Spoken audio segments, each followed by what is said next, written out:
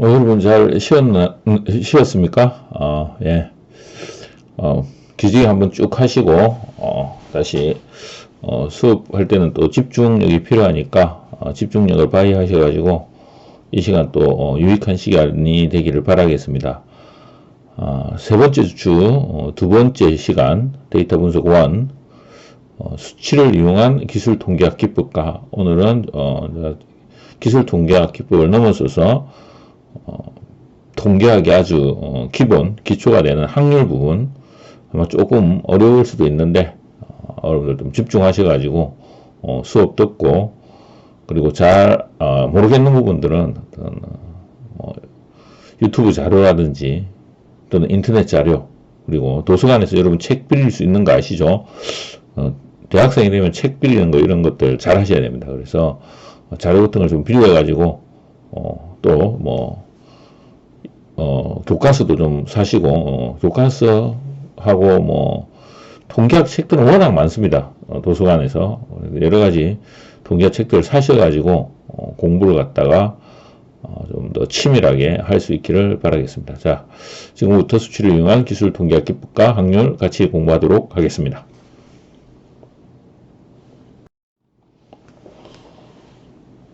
네, 오늘 3주 두 번째 시간 본격적으로 시작하기 전에 숙제에 대해서 약간 언급을 드리겠습니다. 우리가 이제 오프라인 처음 만날 때 여러분들 숙제를 제출하기로 되어 있었는데 그게 이제 4월 18일이죠. 이때 원래 오프라인 만났을 때 여러분 숙제를 제출하기로 되어 있는데 아마 이 코로나가 좀 사태가 진정이 안 돼서 좀 이게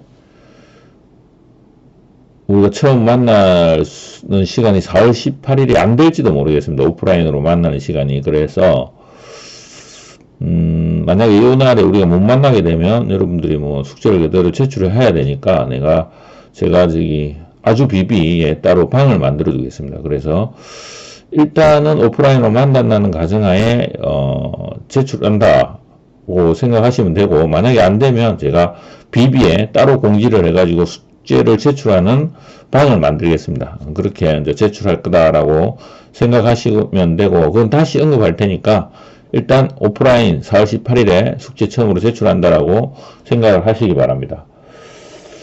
그리고 Q&A는 1주, 2주, 3주 비비에 이제 방을 만들어 놨습니다. 그래서 관련돼서 질문이 있으면 이쪽에다 올려주시고, 뭐 제 이메일을 사용해도 되고, 또는 우리 이제 조교가 있는데, 우리 조교 이메일을 사용해가지고, 조교 이메일을 사용해서 여러분들이 질문을 하셔도 되겠습니다. 두 번째 수업은, 퍼센타일, 쿼타일까지 배웠죠. 상대이치의 척도. 그래서, 쿼타일을 기본으로 해서, 또 퍼센타일을 기본으로 해가지고, 먼저, 박스 그림부터 배우고, 그리고 이제 다음으로 성인관계 척도, 코베리언스, 코릴레이션 코에피션트, 공분산, 상관계수. 제가 이 사회과학에 이게 아주 많이 사용된다고 여러분한테 이야기를 들었죠. 요걸 갖다가 같이 이제 공부를 좀 하고, 그리고 통계학에서 아주 기초가 되는 확률의 이해, 확률의 개념, 확률을 갖다가 같이 공부를 하고, 다양한 상황에서 확률 계산, 베이즈로 요걸 갖다가 여러분들하고 같이 공부를 하겠습니다. 아마 오늘은 베이즈로까지는 못 갈 것 같고, 확률의 개념, 다양한 상황에서 확률 계산 하는 법, 여기까지 여러분들하고 아마 깊이 있게 공부를 할 수 있을 것 같습니다. 아마 진도가 생각보다 좀 빠를 텐데 집중력 있게 같이 공부를 해보도록 하겠습니다.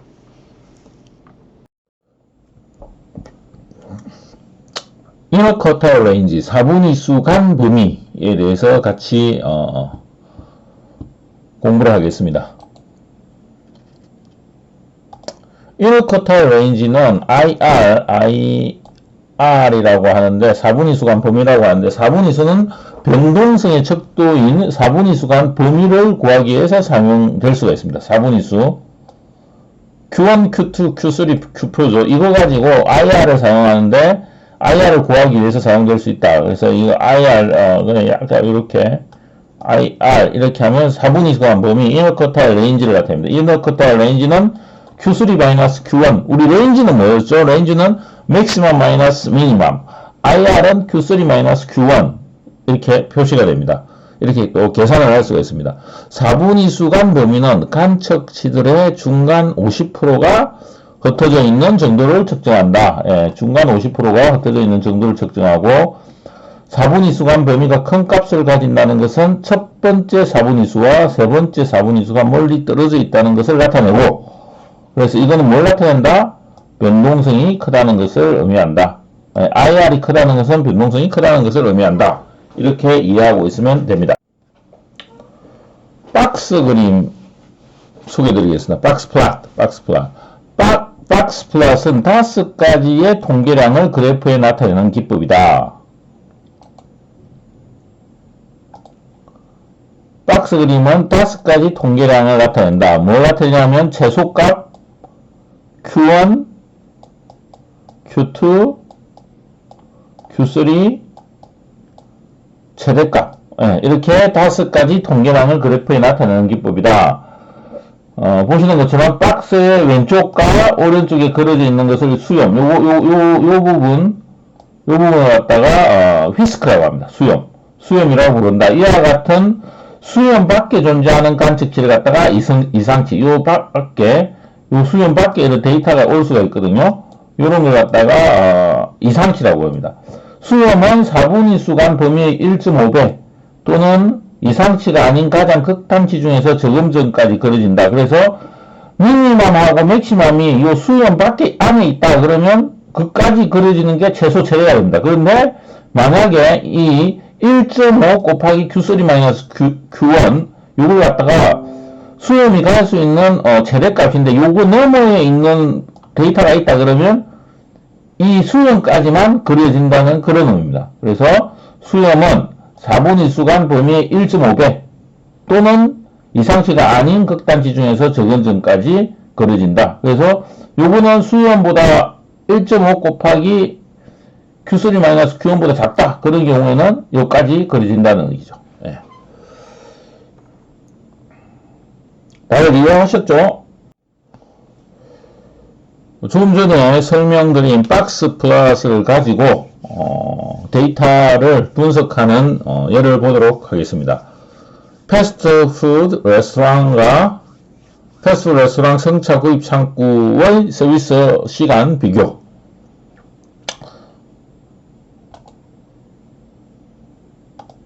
성차 구입 창구를 가지고 있는 많은 패스트푸드 레스토랑들은 성차 구입 창구, 이게 이제 드라이브스루입니다. 드라이브스루를 가지고 있는 많은 패스트푸드 레스토랑들은 운전자와 승차자에게 신속한 서비스를 제공한다. 얼마나 좋은 서비스가 제공되는지를 측정하기 위해 QSR이라고 하는 팀이 5개 레스토랑 각각에서 표본으로 추출된 승차 구입 고객에게 제공되는 서비스 시간을 기록하였다. 그래서 데이터는 서비스 시간이 됩니다. 데이터는 서비스 시간. 이게 이제 교수님이 보내드리는 여기에 있을 건데, 일단은 우리 그 모든 데이터 분석, 실제 실습하는 거는 첫 번째 오프라인 만났을 때 한번 해보기로 하겠습니다. 그 전까지는 어떤 내용만 파악을 하고 있으면 됩니다. 박스 그림을 사용하면서 5개 데이터셋을 가지고 결과를 비교해 보겠습니다. 박스 플랫을 만들면 다음과 같이 나옵니다. 먼저 파파이즈에 대해서 박스 플랫 보면 아웃라이어가 없습니다. 그래서 스몰리스트, 여기 보면 스몰리스트가 112가 나오고 Q1이 156.75 유닛, 그 다음에 175가 미디안이죠. 175. 그 다음에 여기 Q3, 여기가 라지스트 이렇게 나오고, IQR이 36, 아웃라이어는 없습니다. 웬디스는 아웃라이어가 좀 있고, 맥도날드 이렇게 있습니다. 다음 결과치를 좀 이번 결과치 하디스 잭인 박스 이렇게 있습니다. 아웃라이어는 338, 여기는 없습니다.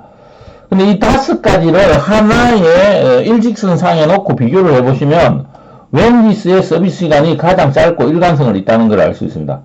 데이터만 있으면 이런 걸 갖다 명확하게 알 수가 없는데 이렇게 그래프를 갖다 그려놓으면 명확하게 데이터의 속성들이 파악이 됩니다. 이 데이터의 속성 중에서 웬디스는 서비스 시간이 가장 짧고 일관성을 가지고 있고 하디스는 서비스의 시간이 상당히 변동성이 크다는 걸 알 수가 있고 책임 박스가 가장 긴 서비스 시간을 가지고 있다는 걸 갖다가 알 수가 있습니다. 성형관계의 척도에 대해서 공부하겠습니다. Length of linear relationship 이라고 하는데 두 변수 간 선형관계의 강도와 방향에 관한 정보를 제공하는 세 가지 수치 척도입니다.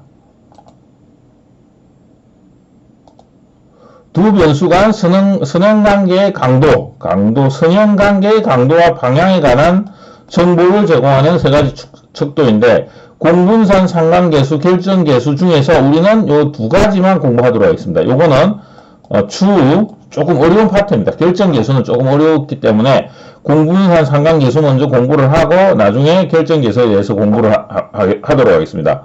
일단 두 변수가 선형관계의 강도와 방향에 대해서 이 공분산, 상관계수만 확실하게 알아둬도 여러분들이 뭐 연구나 또는 회사에서 어떤 필요한 관계를 갖다 파악할 때 아주 유용하게 사용할 수가 있습니다. 그래서 꼭 코베리언스, 코에피션트, 코릴레이션에 대해서는 자세하게 알아두고 그리고 여러분들이 잘 사용할 수 있기를 바라겠습니다.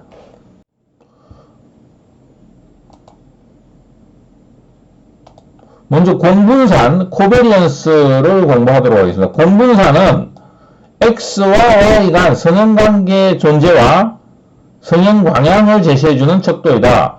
즉 X와 Y 간에 어떤 관계가 있나 이걸 보여주고 그리고 이 방향은 어떤가 이걸 갖다가 나타내줍니다. 그래서 모집단에 대해서 우리 모집단하고 포분 배웠죠. 모집단에 대해서는 코베리언스 공분산을 시그마 X와 이런 식으로 표기를 하고 포분에 대해서는 공분산을 X, S, S와 이렇게 표기를 합니다. 그래서 계산을 하면 이런 식으로 포뮬러가 나옵니다. 서메이션 i이 1부터 n까지 xi-μx 곱하기 yi-μi 이런 식으로 모 공분산은 표시가 되고 포분 공분산은 마찬가지로 서메이션인데 여기는 large, 여기는 small, 표본의 개수죠. 포분의 개수 xi-μx 대신에 x바 y바가 삽니다. 요거는 모집단에 대한 평균과 분산이고 요거는 표본에 대한 평균과 분산이죠. 표본에 대한 평균과 분산, 평균과 포분에 대한 x에 대한 평균, 포분에 대한 y에 대한 평균. 그리고 나누는 게 여기는 n으로 나눠지고 요거는 n-1으로 나눠집니다. 이걸 확실하게 여러분 거로 만드는 방법은 실제 써보는 수밖에 없습니다. 그리고 뒤에 얘가 나올 건데 얘도 여러분들이 실제 한번 문제를 풀면서 써보시기를 바랍니다. 그러면 확실하게 이해가 되지 안 그렇고 이걸 그냥 눈으로 본다. 그러면 대부분의 경우 이게 실수를 하게 됩니다. 그래서 반드시 여러분들이 손으로 한번 나중에 얘가 나올 건데 이걸 계산해 보시기를. 다음은 포분 평균을 계산하지 않고 포분 공분산을 계산하기 위한 간편 공식입니다. 넘어가겠습니다. 자, 지금 슬라이드는 공분산을 계산하는 예입니다. 데이터가 지금 셋이 3개가 있습니다. 보시는 것처럼 x는 267, 267, 267 같고 y는 2하고 13, 20, 27 이렇게 x가 증가할 때 y는 어떻게 되죠? 증가하는 상황. x가 증가할 때 y는 감소하는 상황. x가 증가했을 때 y는 증가했다가 감소하는 상황. 왔다 갔다 하는 상황입니다. 그래서 x-x바 이 샘플이라는 거죠. x-x바는 다음과 같이 계산이 되고 x바는 5, y바는 20이 됩니다. y-y바는 이렇게 계산이 되고 그래서 x-x바 곱하기 y-y바는 다음과 같이 계산이 되고 코베리언스가 첫 번째 셋에서는 17.5, 두 번째 셋에서는 마이너스 17.5, 세 번째 셋에서는 마이너스 3.5 이렇게 됩니다. 그래서 각 데이터 셋에서 x의 값들은 같고 y 값들은 같으나 순수가 다른 그런 데이터들입니다. set 1은 x가 증가함에 따라 y도 증가한다. 이런 경우에 x, y는 코베리언스의 값은 크고 양이다. 이 17.5가 크고 양이다. set 2s는 x가 증가함에 따라 y는 감소. s, xy 코베리언스는 크고 음이다. 여기 크고 음이다. x가 증가함에 따라 y는 특정한 방식으로 변하지 않는다. 이 값이 코베리언스 값이 작다. 이렇게 됩니다. 이게 반대로도 갑니다. 반대로도 이 s, xy가 크고 양이면 x가 증가함에 따라 y도 증가하고 이게 크고 음이면 x가 증가함에 따라 y는 감소하고 이게 작으면 x가 증가함에 따라 y는 특정한 방식으로 변하지 않는다. 이게 양쪽으로 가는 그런 케이스입니다. 그래서 좀 전에 예로부터 다음과 같은 결론들을 얻을 수가 있습니다.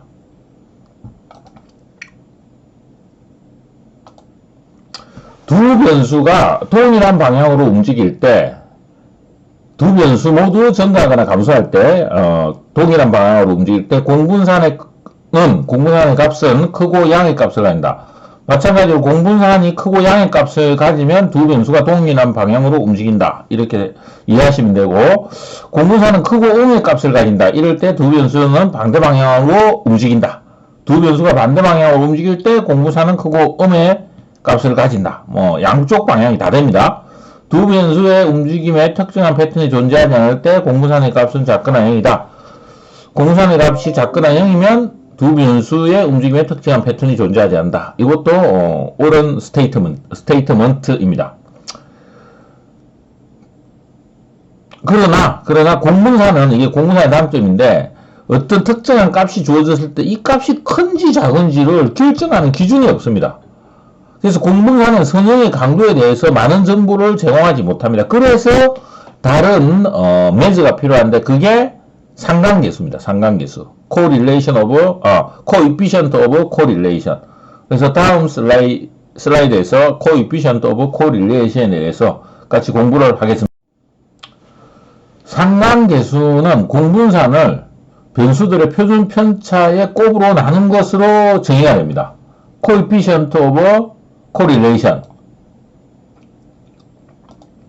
보시는 것처럼 상관계수는 coefficient of correlation이라고 하는데 공분산을 변수들의 표준 편차의 곱으로 나눈 것으로 정의됩니다. 그래서 모상관계수는 이렇게 계산이 되고 포분 상관계수는 이렇게 계산이 됩니다. 모상관계수는 시그마 xy는 시그마 x, 시그마 y. 시그마 이게 x, 시그마 y가 뭐죠? 표준 편차입니다. x에 대한 표준 편차, y에 대한 표준 편차. 그래서 시그마 xy는 아까 뭐랬죠?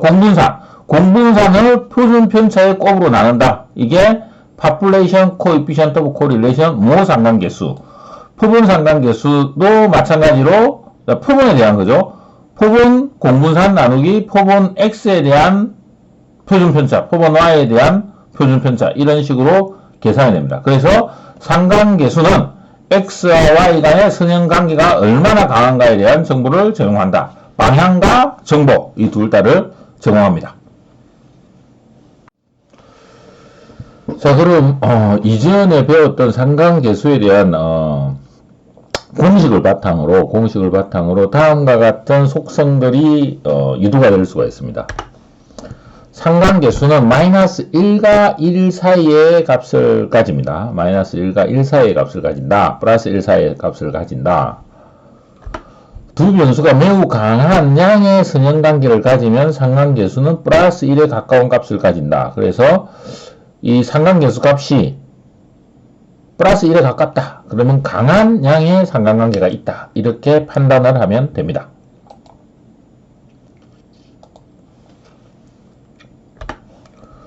두 변수가 매우 강한 음의 상관관계를 가지면 상관계수는 마이너스 1에 가까운 값을 가진다. 강한 음의 상관관계.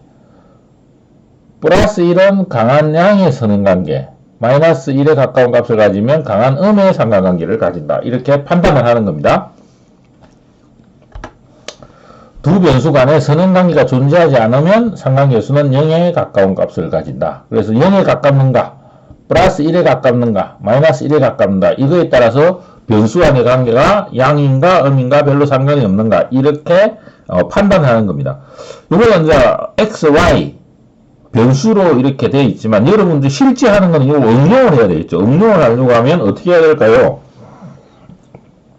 실제 여러분 주위에 있는 것들에 대해서 데이터를 수집을 하고 이렇게 뭐죠?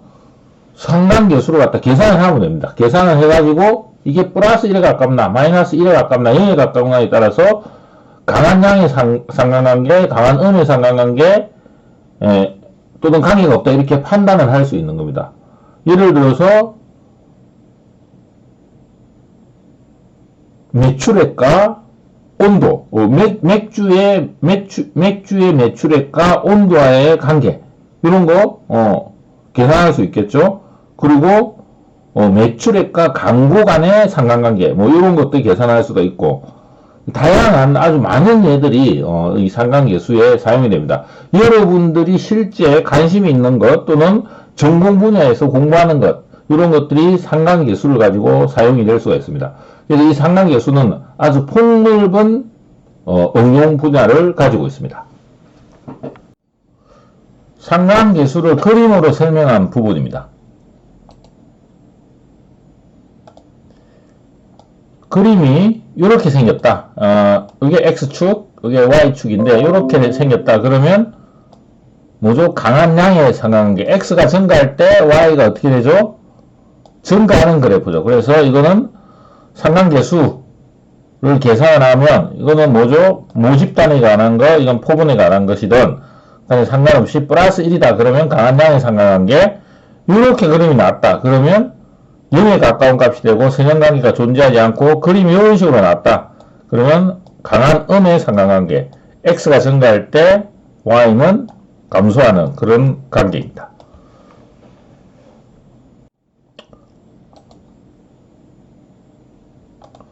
이전에 나왔던 예를 가지고 상관계수를 갖다 계산하는 겁니다. 포본 공분상과 X, Y의 표준 편차를 이용하여 포본 상관계수를 계산한다. X바 Y바는 아까 계산을 했었고, 그래서 S의 X의 제곱은 7.0, S의 Y의 제곱은 49.0. 그래서 여기에 스퀘어 루트를 취하면 X에 대한 표준 편차, Y에 대한 표준 편차를 구할 수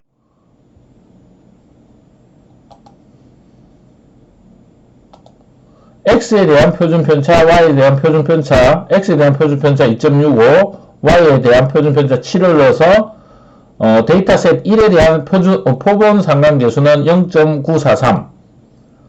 그래서 X와 Y는 강한 양의 상관관계가 있는 거죠.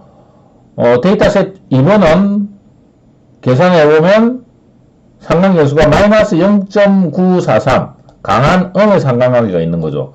데이터셋 3은 0에 가깝기 때문에 아주 약한 음의 상관관계이거나 또는 뭐 관계가 거의 없다고 보시면 되겠습니다. 상관관계에 대한 해석 부분입니다. 두 구간 변수 간 관계를 분석하는 데 있어서 상관계수를 정확히 해석할 필요가 있다. 두 변수가 선형관계를 가진다는 것이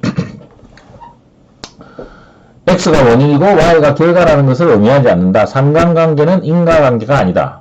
그래서 두 구간 변수, 인터벌 베리어블이죠. 인터벌 데이터에 대한 변수인데 이 변수를 분석했을 때 상관계수가 낮다. 그러면 X가 Y의 원인이다. 이런 식으로 해석을 하면 안 되고 단지 X하고 Y는 상관관계가 있을 뿐이다. 이렇게 해석을 하고 원인과 결과의 관계를 위해서는 좀 더 면밀한 검토, 분석이 필요합니다.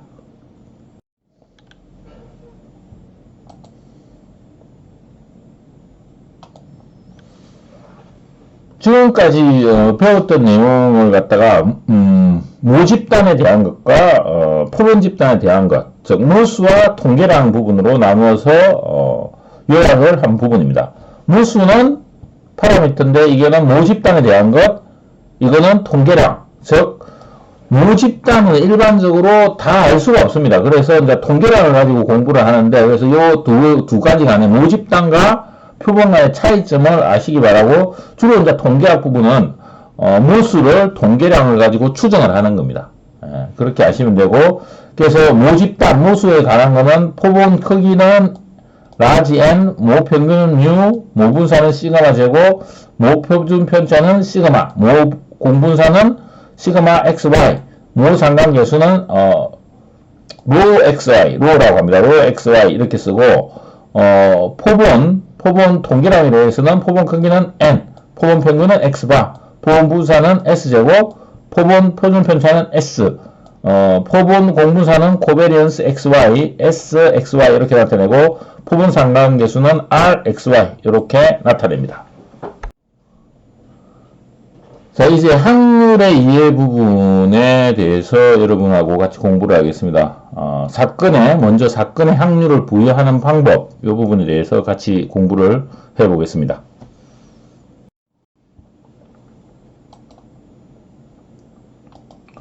먼저 사건의 확률을 부여하는 방법부터 공부를 하겠습니다. 확률 실험과 랜덤 익스페리먼트라고 하고 포본 공간, 샘플 스페이스 요 두 가지 중요한 확률의 개념부터 같이 공부를 하겠습니다. 확률 실험, 랜덤 익스페리먼트는 여러 가지 가능한 결과들 중에서 하나의 결과를 발생시키는 활동을 의미합니다. 뭐 활동 또는 가정으로 이렇게 이야기를 하는데 사전에 나타날 결과를 확률 실험에서는 예측할 수 없습니다. 그래서 동전 던지기 또는 컴퓨터 한 대를 조립하는 시간 이런 것들이 랜덤 익스페리먼트에 예가됩니다. 확률 실험에 예가됩니다. 동전을 하나 던졌을 때 앞면이 나오거나 뒷면이 나오는데 이 앞면이 나올지 뒷면이 나올지 예측을 할 수 없습니다. 그렇죠? 이런 걸 갖다가 확률 실험이라고 합니다. 포본 공간은 하나의 확률 실험으로부터 발생할 수 있는 모든 가능한 결과들을 나타냅니다. 예를 들어서 동전 한 개 던졌을 때 HT 이 모든 가능한 결과죠. 이걸 갖다가 나타내는 것. 요게 포본 공간이라고 합니다. 가능한 모든 결과들이 이 포본 공간에는 포함되어야 하고 또한 포본 공간에 포함되는 결과들은 상호 배타적이어야 된다. 모든 결과들 HT 두 개 다 포함되어야 되고 그리고 HT는 뭐죠? 상호 배타적이죠. 모든 결과들이 포함되는 걸 갖다가 이르조스티브 이렇게 표현하고 상호 배타적이어야 된다라는 걸 표현한 걸 mutually exclusive. 그래서 여러분들이 확률 이렇게 이야기하면 확률 실험 개념과 포본 공간 개념 이 두 개념을 반드시 이해하고 있어야 됩니다. 사건의 확률을 부여하는 방법 중에서 3확률의 법칙에 대해서 설명드리겠습니다. 포본 공간이 이렇게 주어져 있을 때 포본 공간에 속하는 결과들에 부여되는 확률은 다음과 같은 두 가지 조건을 만족해야 됩니다. 이 POR이라는 게 뭐죠? 결과 값에 대한 확률은 0과 1 사이에 있다. 이 말을 의미하고 그리고 모든 결과 값들을 다 더하면 1이 된다. 이것을 의미합니다. 이게 이제 확률 법칙을 의미하고 사건은 포본 공간에 있는 하나의 원소로 구성되는 단수 사건 또는 두 개 이상의 단수 사건들의 집합, 요걸 갖다가 사건이라고. 하나의 결과 OI에 확률을 부여하는 세 가지 방법이 있습니다. 먼저 고전적 방법, 클래시컬 어프로치라고 하는데 포본 공간의 각 결과가 발생할 가능성이 동일한 경우에 관련된 사건에 대한 확률을 부여하는 방법. 여기서 이제 키 포인트는 포본 공간의 각 결과가 발생할 가능성이 동일하다. 발생할 가능성이 동일한 경우에 사건에 대한 확률을 부여하는 방법. 이게 이제 고전적 방법이라고 그러고, 두 번째는 상대도수 방법, Relative Frequency Approach라고 하는데, 실험 또는 역사적 데이터로부터 각 결과가 발생하는 상대도수를 확률로 분류하는 방법. 여기서는 상대도수를 계산하는 것. 여기 이제 핵심 파트가 되고, 마지막으로 주관적 방법은 확률을 부여하는 자의 주관적 판단에 기초하여 확률을 부여하는 방법. 이 주관적 방법의 중요한 부분은 주관적 판단입니다.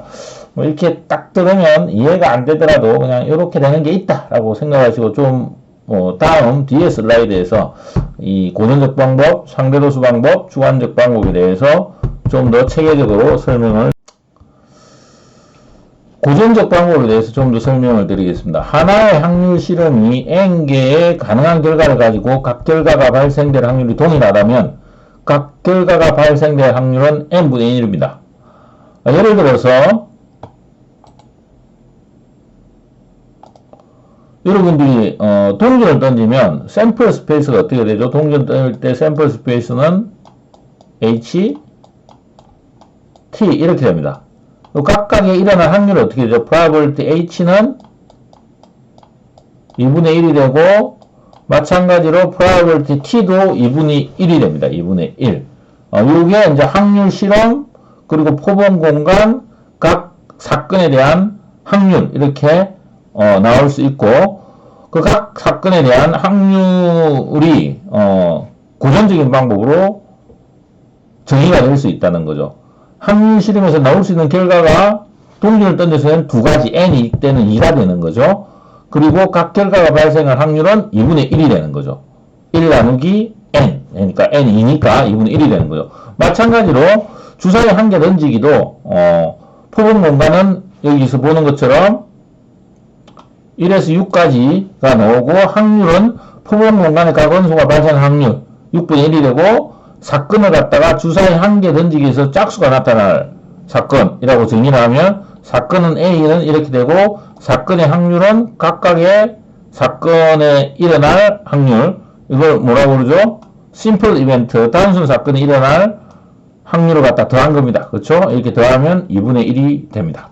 이게 이제 고전적인 방법에 대해서 하나 더 예를 보도록 하겠습니다. 확률 실험, 주사위 2개 던지기와 나타나는 점들의 합 관측하기.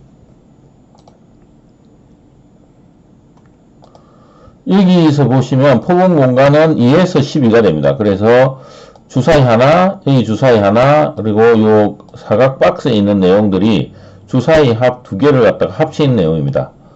그래서 이 2라는 것은 2가 나올 확률 36분의 1이 되고 요 6이라는 것은 6이 나올 개수죠. 6이 나올 개수 모든 숫자의 조합이죠. 5하고 1이 6이 나오고 4하고 2가 6이 나오고 이렇게 해가지고 총 5가지가 있습니다. 그래서 프라이버트 6이 나올 확률은 36분의 5 이런 식으로 확률을 갖다가 부여하는 방법이 있습니다. 상대도수 방법 Relative Frequency Approach로 확률을 부여하는 방법을 알아보도록 하겠습니다. 비츠 바이츠 컴퓨터 샵은 30일 동안 노트북 판매 대수를 기록하였다. 그래서 노트북 판매 대수가 0, 1, 2, 3, 4 이렇게 있는데 이 0, 1, 3, 4에다가 확률을 부여하는 방식을 갖다가 같이 보도록 하겠습니다. 예를 들면 30일 중에 10일 동안에는 2대의 노트북이 판매되었습니다. 이런 상대도수로부터 도수 분포표로부터 사건의 확률을 상대도수에 의해서 계산할 보시는 것처럼 상대도수를 만들어서 확률을 만들었습니다.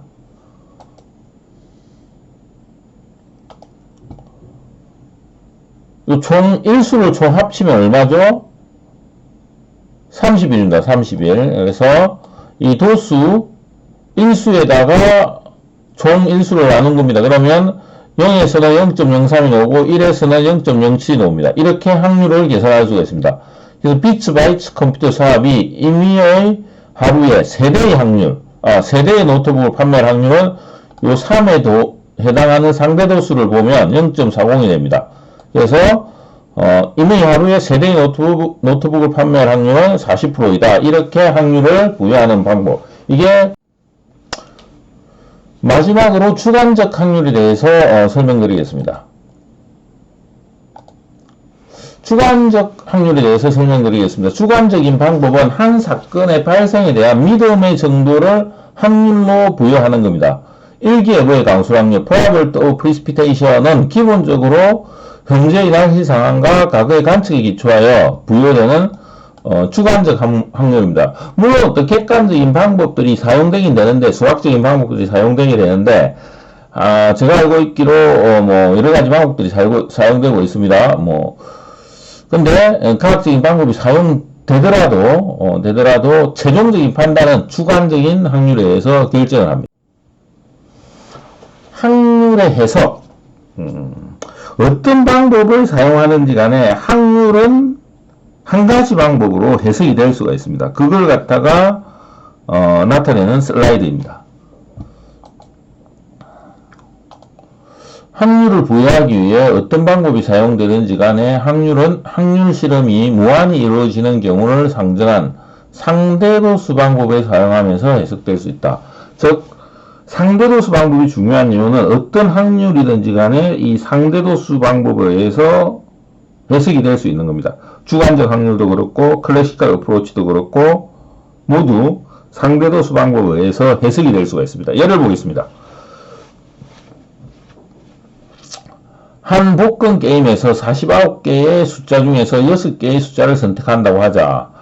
고전적 방법은 각 숫자가 선택되는 확률을 1 나누기 49, 2.04에 라고 예측을 한다. 이와 같은 확률은 장기적으로 실험을 무한히 반복하는 경우 각 숫자가 실험들 중에 2.04에서 선택될 것이라는 것을 의미한다고 해석할 수 있다. 어떤 확률이든지 간에 기본적인 세팅이 마련된다면 상대도수적인 어떤 방법에 의해서 확률을 할 수가 있습니다. 그 예가 요 복권 게임입니다. 그래서 고전적 방법에 의해서 2.04라고 예측을 하지만 상대도수 방법에 의해서 장기적으로 실험을 무한히 반복하는 경우 각 숫자가 실험들 중에 2.04에서 선택될 것이라는 것을 의미한다고 해석할 수가 있습니다. 그러니까 우리가 동전을 하나 던졌을 때 HT가 너무나 각각의 확률은 이전에 고전적 방법에 의해서 2분의 1로 했는데 그렇게 해석을 하지 마시고 동전을 여러 번 던졌을 때 무한히 반복적으로 던졌을 때 H가 이게 무한으로 가면 H가 2분의 1로 됩니다. 그렇게 해석을 하면 상대도수 방법을 사용하여 확률을 부여하는 것으로 해석을 할 수도 있습니다. 자, 지금까지 배운 확률에 대한 기초적인 개념을 가지고 결합 확률, 한계 확률, 조건부 확률에 대해서 같이 공부하도록 하겠습니다. 다양한 사건들에 대하여 확률을 부여하는 방법, 여사건에 대해서 확률을 부여하는 방법, 교사건, 합사건, 상호배타적 사건, 종속사건과 독립사건 이런 것들의 확률을 부여하는 방법을 같이 공부하겠습니다. 여사건은 complement event, 교사건은 intersection of event, 그리고 합사건은 union of event, 상호배타적 사건은 mutually exclusive event, 종속사건 dependent event, 독립사건 independent event 이렇게 영어로 사용을 하고 있습니다. 이 사건에 대한 거는 여러분들이 집합으로 생각을 하시면 되고 이게 또 집합에 관해서는 여러분들이 고등학교 때 배웠던 겁니다. 그래서 간략하게만 설명하면 여러분들이 아마 잘 이해하실 수 있을 거라고 생각이 됩니다. 사건 A의 여사건은 사건 A에 속하지 않는 모든 포분 공간 원소들로 구성된 사건으로 정의가 된다. 사건 A의 여사건은 A 컴플리먼트로 나타낸다. 이렇게 나타내는 거죠. 여사건의 개념을 벤 다이어그램으로 나타내면 아래 그림과 같고 여기가 여사건입니다. 여기가 사건 A고 여기 바깥이 동그라미 바깥이 여사건이 되고 probability A 플러스 probability A의 여집합 여사건은 1이 된다. 여사건의 예인데 이런 부분은 여러분들이 보면 알 수가 있어서 바로 넘어가겠습니다. 교사건은 사건 A와 사건 B의 교사건은 사건 A와 사건 B가 동시에 발생하는 사건으로 정의된다.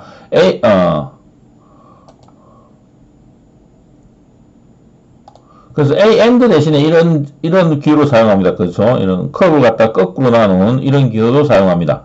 사건 A와 사건 B의 교사건은 여기 벤 다이어그램에서 가운데 해당하는 부분이고 사건 A와 사건 B의 결합사건 조인트 프로바빌리티는 사건 A와 사건 B의 교사건. 그래서 사건 A가 첫 번째 주사위가 1인 사건이고 사건 B가 두 번째 주사위가 5인 사건이라고 하자. 그러면 뭐 A, B는 이렇게 나타낼 수가 있습니다. 그렇죠? 두 번째 주사위가 5인 사건, 첫 번째 주사위가 1인 사건. 따라서 A와 B의 교사건은 이렇게 되고 이거는 36분의 1입니다. 그래서 probability A intersection B는 36분의 1이 됩니다. 합사건으로 넘어오겠습니다. 사건 A와 사건 B의 합사건은 A, B에 속하거나 또는 A와 B에 모두 속하는 포본 공간의 원소들로 구성되는 사건으로 정의된다. A와 B 또는 A 유니언 B 이렇게 나타냅니다. 사건 A는 첫 번째 주사위가 1인 사건, 사건 B는 두 번째 주사위가 5인 사건. 그래서 A와 B의 합사건은 이렇게 나오고 이거는 36분의 1이 됩니다. 11이 됩니다. 36분의 10. 상호배타적 사건은 두 사건이 상호배타적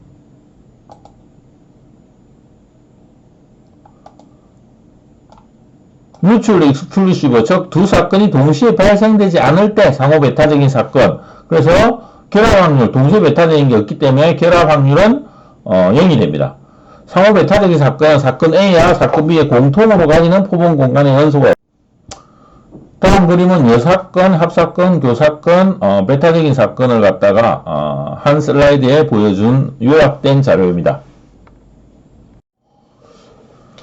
이를 통해서 좀 전에 배웠던 내용들을 갖다가 한번 복습해 보도록 하겠습니다. 뮤추얼 펀드 매니저의 성공 요인. 일부 펀드 매니저들이 다른 펀드 매니저들보다 더 성공적인 이유는 무엇인가? 한 가지 가능한 요인은 펀드 매니저가 어디서 MBA 학위를 받았느냐 하는 것이다. 다음 표는 뮤추얼 펀드 매니저의 MBA 취득 학교 랭킹과 뮤추얼 펀드의 수익 성과와 관련된 결합 확률을 정리한 것이다. 그래서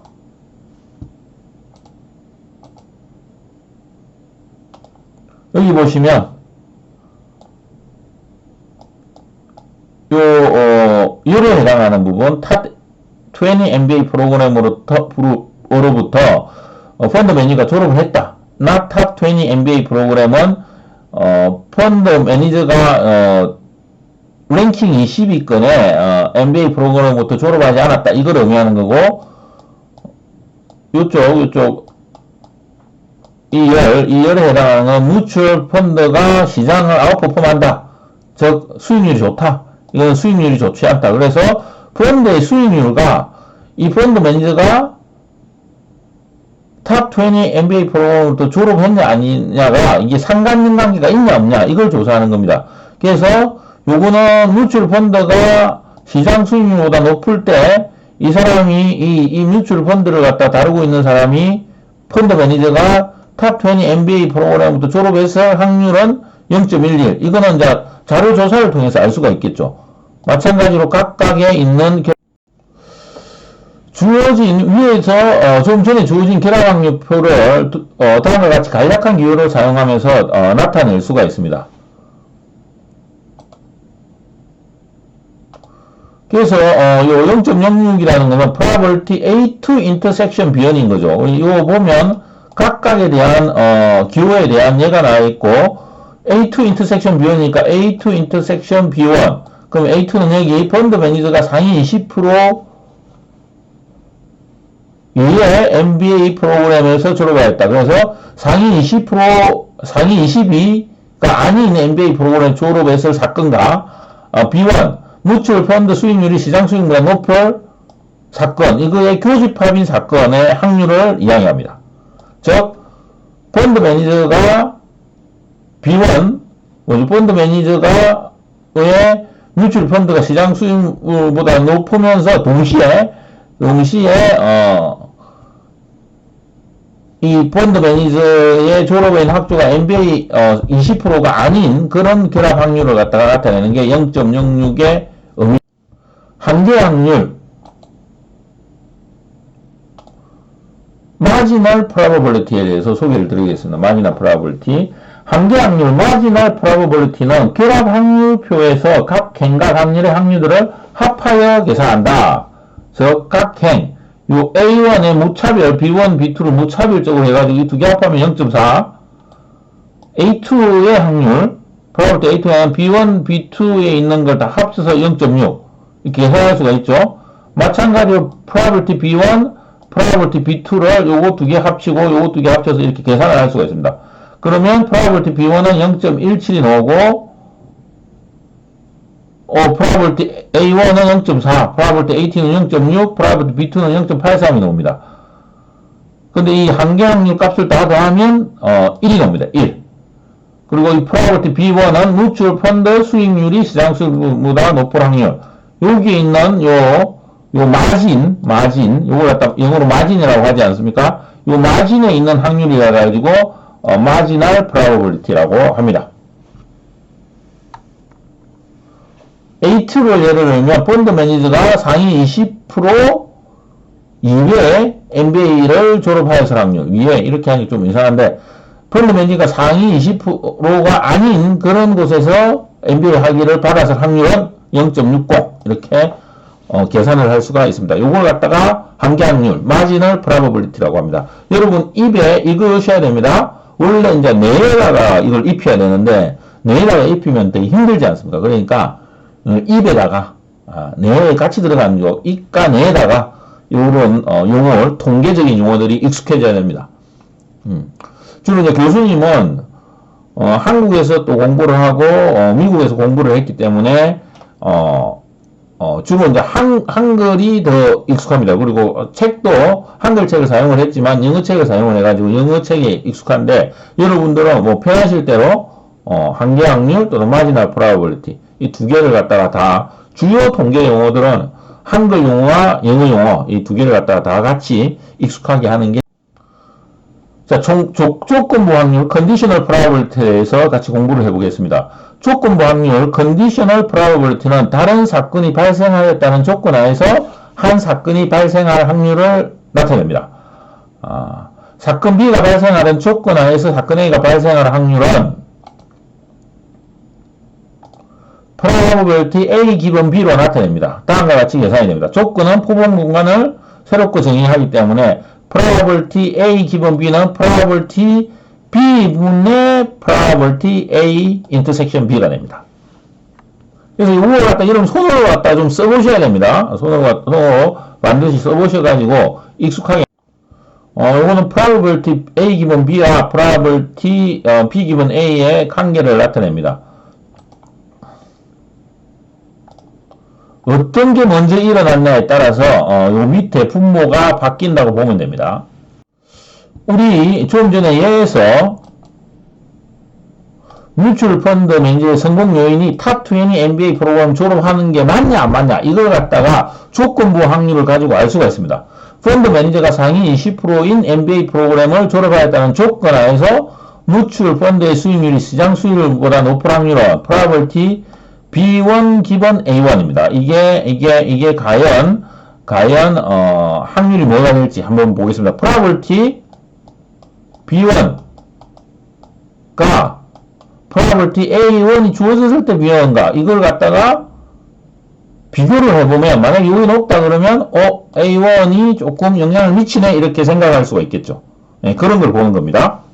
이게 이제 조건부 확률에서 사용되는 방법입니다. 조건부 확률이 어디에 응용되는지 이걸 갖다가 한 가지 예로서 나타낸다고 보시면 됩니다. 펀드 매니저에서 probability B1 기본 A1 즉 A1이 주어졌을 때 탑20 MBA가 주어졌을 때 펀드가 수익률이 좋을 확률을 구하면 이런 식으로 해서 구할 수가 있습니다. probability A1은 0.40 가져오고 probability A intersection B1은 여기서 가져오면 이렇게 해서 계산이 0.27호가 나옵니다. 그래서 probability B1 자체를 보면 0.27입니다. 근데 이게 0.27호로 높아졌습니다. 즉 A1이 B1에 영향을 미쳤다는 거죠. 따라서 펀드 매니저가 상위 20% MBA 프로그램을 졸업하였다는 조건이 뮤추얼 펀드의 뮤추얼 펀드의 수익률이 시장 수익보다 높은 확률 영향을 미쳤습니다. 그래서 27.5%가 됩니다. 즉, probability B1 자체는 0.27이었는데, A1이 주어졌을 때 B1은 0.275로, 즉 27.5%로, 그 확률이, 수익률이 시장 수익률보다 높은 확률이 높아졌다는 것을 나타냅니다.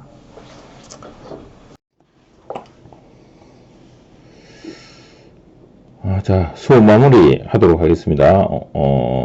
세 번째 두 번째 시간에는 박스 그림 통해 가지고 예제 통해서 이게 어떻게 활용될 수 있다 여러분들에게 설명드렸고, 그리고 선형관계 척도, 공분산 상관계수 이야기 드렸습니다.